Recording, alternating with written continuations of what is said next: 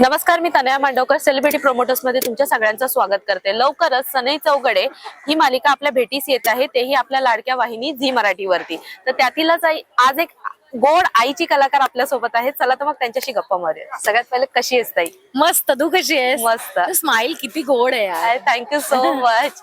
आणि म्हणजे मगाशी जेव्हा मी बघितलं, लाईक तुम्ही जेव्हा इंट्रोडक्शन देत होता तेव्हा तुम्ही एक सांगितलं की मी पहिल्यांदा अशी एक आईची भूमिका करते, तर त्याबद्दल काय सांगाल? जेव्हा हे तुमच्याकडे आलं की हा रोल करायचा आहे, तर तेव्हा तुमची ती थॉट प्रोसेस काय होती? आधी मला असं वाटतं की माझी तयारी नव्हती अजून, कारण काय आहे ना, आपण स्वतःला पाहत नसतो त्या रूपामध्ये आणि त्यामुळे कलाकार म्हणून माणूस म्हणून मी आई झाली आहे एका मुलाची।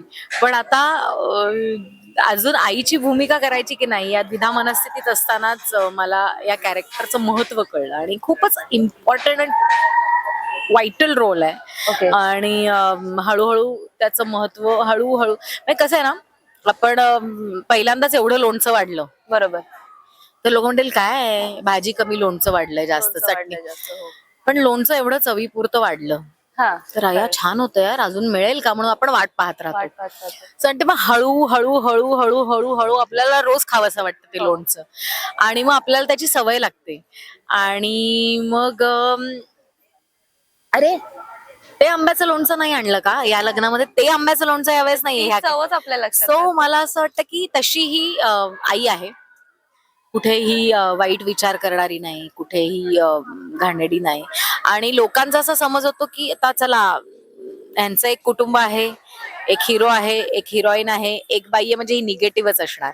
आणि या आधीची भूमिका मी झी मराठीवर निगेटिव्ह केल्यामुळे लोकांच्या मनामध्ये ते असं असतं की अच्छा हिरो हिरोईन, एक निगेटिव्ह लीड आणि एक चांगले लोक, तर ते कुठेतरी मला वाटतं झी मराठीलाही मोडायचं होतं। त्यामुळे हळूहळू हळूहळू इंट्रोडक्शन चालू आहे तेजस्विनी खानोलकरचं आणि म्हणूनच मी ही ऍक्सेप्ट केली, कारण प्रत्येक टप्प्यावर ह्या टप्प्यातल्या या आता मी 45 नियरिंग 50 बाई आहे।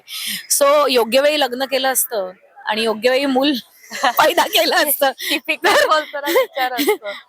या वयाचा मुलगा असता ना मला, म्हणजे आता आम्ही करिअर मध्ये गुंतल्यामुळे जरा उशिरा लग्न केल्यामुळे छोटं बाळ आहे, पण मला नेहमी असं वाटतं की योग्य वयात मुलीने लग्न करायला हवं। योग्य वयात तिने केलं असतं तर 25ला एक 28ला 30 मुलगा असता माझ्या पदरामध्ये। तुला काय वाटतं ते? सॉरी इंटरप्ट करते, बट तुला काय असं वाटतं की योग्य वय लग्नाचे मुलीसाठी काय असावं? जसं तू बोललीस आता 25ला 30ला, एक असतं ना एक जेन्युइन क्वेश्चन, कारण बऱ्याच जणांना क्वेश्चन पडतो, पण मी तुला विचार मला आता मी तर उशिरा लग्न केलं, पण मला आता असं वाटायला लागलं की पूर्वी ज्या 20व्या वर्षी लग्न केलं, आता ना खूप इंडिपेंडंट झाल्यात स्त्रिया, एका अर्थाने चांगली गोष्ट आहे।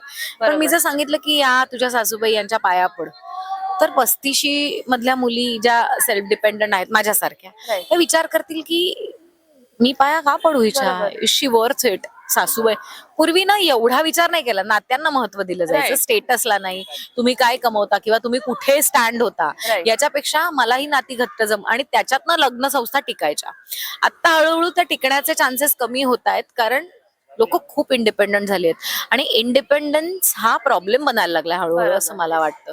सो साधारण 21 ते 24 मध्ये लग्न करायचं, 24 आपण मॅक्स 25 धरूया की 25 पर्यंत लग्न करायचं, एक 28 एक मूल करायचं, म्हणजे काय नॅचरली सुद्धा बाई जेव्हा आता मी जे अनुभवते की मी आता 45 पार करतेय आणि माझ्याकडे 9 वर्षाचा मुलगा आहे, तर त्याची एनर्जी मॅच करताना आता मला दमायला होतंय ऍक्च्युली। पण हेच जर मी 25शीत लग्न केलं असतं, 27शीत मुलगा केला असता, तर तो आता मोठा झाला असता, तो 9 वर्षाचा असता, तेव्हा मी फार मोठी नसते, त्यामुळे त्याची एनर्जी माझ्यासाठी 2 जनरेशनचा फरक नसता। I am pulling it of. पण आता मी सुद्धा माझ्या मेनोपॉझल पिरियड मध्ये आहे आणि त्याच वयातली तेजस्विनी सुद्धा आहे। सो तिचे वेगळे गणित चालू आहेत, तिचे वेगळे पॉझिटिव्हनेस आहेत, आणि जेव्हा आपण 45-50च्या आसपास पोहोचतो तेव्हा तुमचा माझी माणसं चा पॉझिटिव्हनेस खूप वाढतो आणि तोच तिचा पॉझिटिव्हनेस आहे। तिने हे खानोलकर विश्व उभं करण्यासाठी आयुष्यभर खूप मेहनत घेतली, त्यासाठी तिने परत लग्न केलं नाही, कोणामध्ये गुंतली नाही, कोणाच्या बरोबर राहिली नाही, तिने फक्त आपला बिझनेस आणि आपली मुलं यांच्याकडे करिअरकडे लक्ष दिलं. यांच्याकडे लक्ष दिलं. त्यामुळे तिच्यासाठी तिचा बिझनेस हे तिचं पहिलं बाळ आहे, बरोबर. तिचा जय हे तिचं दुसरं बाळ आहे. आणि तिचं पहिलं बाळ तिने दुसऱ्या बाळाच्या हातात जेव्हा सोपवलंय तेव्हा एक आई म्हणून माझं पहिलं बाळ आणखीन मोठं व्हावं आणि ज्याच्या हातात सोपवलंय त्यांनी इकडे तिकडे कुठेही लक्ष विचलित न करता त्याला मोठं करावं आणि त्याच्यासाठी ही जबाबदारी घ्यावी. म्हणून तर ती नेहमी त्याला सांगत आलेली आहे की, आणि तिने शी इज अ प्लॅन मदर, तिने ठरवलेलं आहे की याला लग्न करू द्यायचं नाही, याच्या आयुष्यात मुली, कारण आयुष्यात नवरा किंवा बायको किंवा पार्टनर आलं की आपलं लक्ष विचलित होतं असा तिचा समज आहे. Right. कदाचित तिचं काही एक्सपिरियन्सेस असतील, तिचं काही गोष्टी असतील, त्यामुळे तिने असं ठरवलं की माझं जेव्हा पहिलं बाळ मी याच्या हातात सुपूर्त करते तेव्हा त्याचा फोकस पूर्णतः त्या बाळाकडे असला पाहिजे आणि त्याच्यासाठी मुलींनी आजूबाजूला फिरकलं नाही पाहिजे. So तिने त्याला तिच्या तुला हे पद्धतीने तयार कितपत योग्य वाटतं की एखादं जेव्हा आपण एम्पायर बिल्ड करतो, आता जसं की तू बोललीस की मी म्हणजे जयला लाईक त्याच्यात ते जे कॅरेक्टर तुम्ही प्ले करताय तू त्याची आई आहेस आणि तो तुझा मुलगा. एवढी हॉट आई मिळेल का कोणाला? अरे प्रश्न आहे का तुझ्याशी कोण मिळणार आहे? जोक्स ऑफ लाईक आता जे हे तू कॅरेक्टर प्ले करतेस आणि त्याच्यात तुझा असं रोल आहे की तू आता जस्ट बोललीस की ते जे एम्पायर तू उभं केलं, तुला हे कितपत वाटतं की रिअल लाईफ मध्ये पण तसं घडलं पाहिजे? मुलींमध्ये गुंतून न जाता त्यांच्यावरती वेस्ट न करता त्यांनी मुलांनी करिअरवरती फोकस असं केलं पाहिजे, कितपत योग्य वाटतं? मला असं वाटतं हळूहळू समतोल साधता आला पाहिजे. आता आई म्हणून, बायको म्हणून, पार्टनर म्हणून, गृहिणी म्हणून, कलाकार म्हणून मी तो समतोल साधायचा प्रयत्न करते आणि मला हळूहळू जमतंय. पण त्याच्यासाठी आपल्या पार्टनरची पण तेवढीच साथ हवी असते आणि कधी कधी तो बॅलन्स बिघडला की मग मिसअंडरस्टँडिंग व्हायला लागतात, भांडणं व्हायला लागतात आणि मग नातं टिकत नाही. सो हळूहळू जमतं. पूर्वी मी सुद्धा खूप उथळ होते. पूर्वीच्या आधी तिने जर लग्न करून त्या वयात संसार थाटला असता तर मला असं वाटतं की कदाचित ते टिकलं असतं की नाही, कदाचित ते पुढे गेलं असतं की नाही. कारण मी होते ना, उथळ होते. आता हळूहळू शांत झाले, माझे पेशन्स आत्ता वाढायला लागले. आणि तेजस्विनी आणि काय बोलतात, तेजस्विनी आणि आदिती ताई म्हणजे अशा किती वेगळ्या आहेत? ते काय डिफरन्स आहे? काय वयाचा साधारण थोडासा साम्य असेल, बाकी तिचे विचार आणि माझे विचार याच्यामध्ये खूप फरक आहे. म्हणजे तिला थोडा गची बाधा नाहीये, पण आता मी बसले, मला शांततेची सवय आहे आणि इकडे कोणी करणाऱ्या बाजूला असतील तर डोकं फिरेल ना माझं की इरिटेट होत जाते. काय फालतूगिरी आहे काय. मी आदिती म्हणून फालतूगिरी म्हणेन, what useless, what nonsense. So मला असं वाटतं की तोच फरक आहे. फक्त मला आता ही मालिका करताना असं वाटतं की कुठेही चांगलं कुटुंब, वाईट कुटुंब, श्रीमंत कुटुंब, गरीब कुटुंब, योग्य कुटुंब, अयोग्य कुटुंब असं नाहीये. हा समाजाचा आरसा आम्ही तुम्हाला डायरेक्ट दाखवला आहे. बरोबर. की अशाही फॅमिलीज आहेत, अशाही फॅमिलीज आहेत, दोन्ही ह्या बाजू रिल दाखवत. फॅमिलीज आहेत, या रिअल फॅमिलीज आहेत. ह्या तुम्ही जगत होतात काही वर्षापूर्वी आणि ह्या तुम्ही आत्ता जगताय.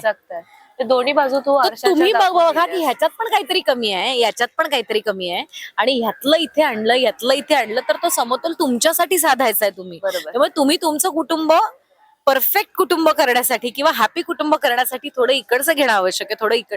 सो डायरेक्ट आरसा तुम्हाला दाखवलं की स्ट्रेट बँग ऑन हे असं असं आहे आणि तेच दाखवायचा प्रयत्न केलाय. कुठेही मी हिला मारून टाकीन, मी लाडू कुटून त्याच्यामध्ये काचा टाकीन वगैरे, काय हे किती खोट आहे. लाडूच्या कुटून त्याच्यामध्ये काचा टाकणे किंवा तिला काचांवर चालायला लावणं, दिस इज सो लेम.